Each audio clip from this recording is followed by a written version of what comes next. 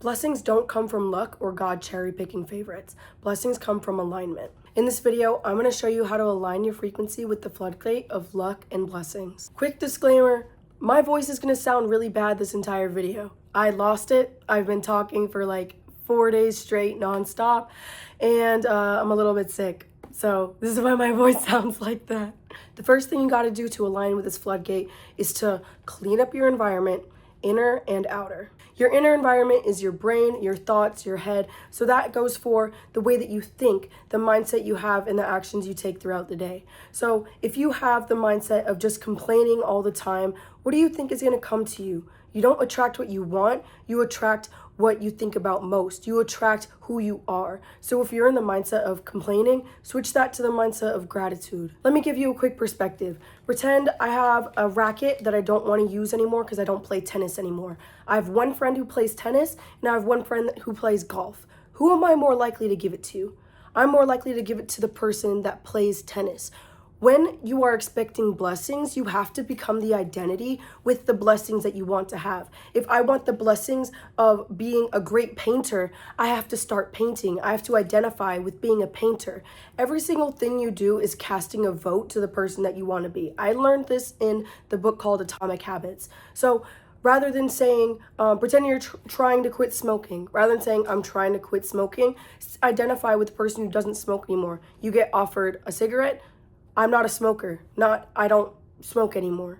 You identify with the thing that you want to become, and those blessings will come along with it. If you want blessings to come into your life, you have to create the mental soil for that to grow. So your mental soil is just your subconscious, your mindset, your beliefs about yourself, and your self-talk. When your self-talk is negative, when your beliefs are limited, that's the soil of your brain, and those are the sprouts that are going to be coming out of that. When you create a soil of positivity, good self-talk, growth mindset, those are the things that are going to grow in the soil of your mind. Your mind is a garden. That's how I like to see it. My mind is a garden, and I'm planting seeds of intention every single day. And the way to make those grow into the blessings that come into my life, I have to make my soil perfect for the things that I want to become. And as for your outside world, the outside world is a reflection of your mind. Now, when I'm not feeling good, my room isn't going to be as great, but taking action leads to clarity. While I may not be feeling my best right now, I'm going to clean my room, clean my environment, because your environment dictates your behavior, and your behavior goes into your mind, and that's exactly how you're going to be thinking. And I've learned a lot about minimalism and essentialism as of lately, and I realized that most of the stuff that we have, we don't need, and it's just taking up space, not just in our houses, but in our mind. Because in your mind, you absorb everything that's around you. Believe it or not, your subconscious doesn't forget a thing. So every single thing you buy, every single thing you see in your room, it's overstimulation. You're overstimulated. You come home from a long day of work and you have a disgusting house with too much stuff. You don't feel it completely because you've gotten so used to the overstimulus, but those things, they go into your brain and they're taking up clutter in your brain, not just the outside world. So declutter. The more you declutter, the more space you have in your mind, in your life, then more things are going to come in that actually you care about. Because these things, these clutter that's in your mind and your brain, you don't actually care about, because when you pretend you put them in a box, you put those things that you don't even really care about, they're taking up mind space, you forget about them, and you have to think, wait, what was I worrying about? What was in my room that I'm missing now? Declutter your mind, declutter your space, and that creates more space for the things that actually matter and the blessings that you want to bring into your life.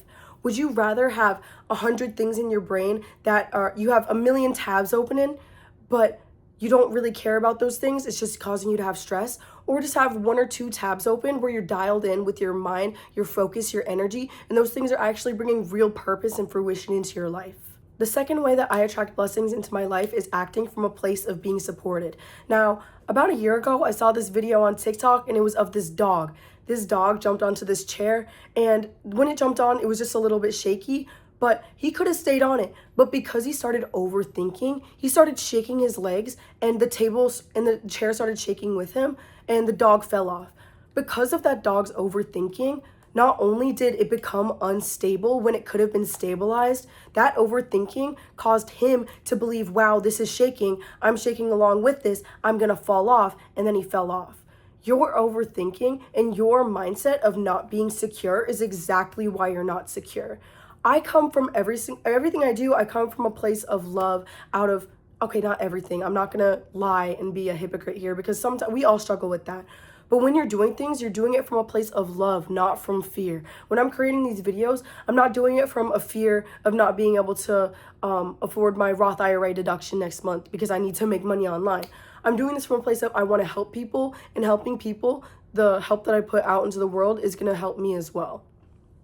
Because not only am I helping people with these videos, I'm helping myself because I'm talking out my thoughts, I'm putting things good out into the world, and you know what, that makes me feel good, and I feel like I'm living out my purpose.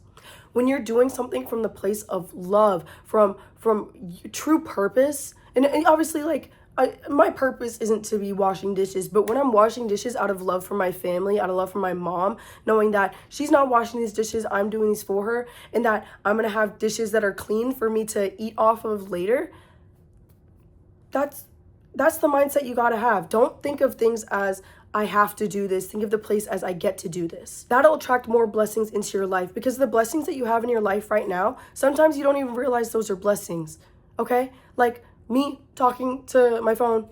My phone is just something I use every single day, but it's a blessing. When you realize the blessings that are already in your life, the fact is that more things are gonna come into your life because you've dialed in and focused on the blessings that are in your life. When you move like God has your back, the world in your life is going to reflect that. When you move from a place of I'm being supported and that I'm on the path to my success and I'm making every decision from a place of love, then there's no choice but for that to be reflected back to you. Even if you don't get the exact result that you want, when you come from a place of love, that's so rewarding. Except for if you're coming from a place of I need to prove somebody, I need to prove somebody wrong, I need to do this from a place of I need this and lack.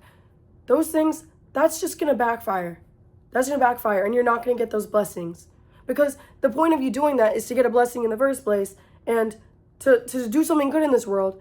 But when you're doing that from that place, it's completely counterintuitive. Do everything from love.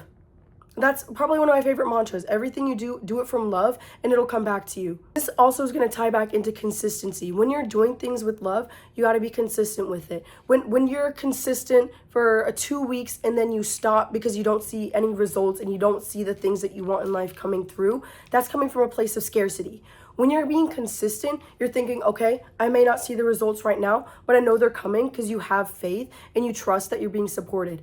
Consistency is probably one of the best forms and one of the most perfect forms of self-love and trust in God, because even though you don't see the whole entire cake right now, you're putting the ingredients in, you're stirring the bowl. It's not a cake yet, but the fact that you're putting it together, even though it doesn't look like a cake, it's actually working. And even though you don't see it, you don't stop because you're halfway done with the cake because it doesn't look like a cake yet. Waiting for the 3D and for your outside life to confirm that what you're doing is bringing things into your life is coming from a scarcity mindset. I'm reiterating this because this is so incredibly important. When I'm creating a painting, this is the same example as cake. When I'm creating a painting and it doesn't look like the thing that I want, the finished result, doesn't mean it's not working. Just because it's working in the background, just because the bamboo's growing underground doesn't mean it's sprouting out. Have trust.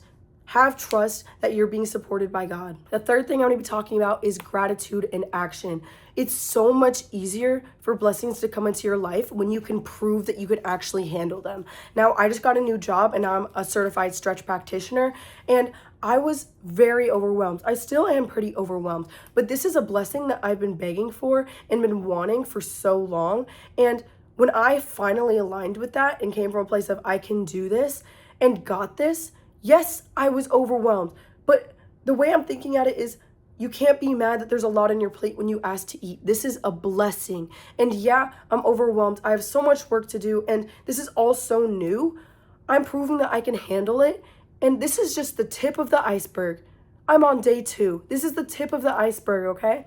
And when you show that when blessings come into your life, even things that are minuscule that you don't even see as blessings, like your cup of coffee in the morning, when you show that you can appreciate that and the things that are hard, that you can handle that, the floodgates are coming in. The things are coming in, and more is going to come in, because things that are hard are actually the biggest blessings. The things that are difficult, the things that you feel like you can't do because it's hard, that's exactly why it's a blessing.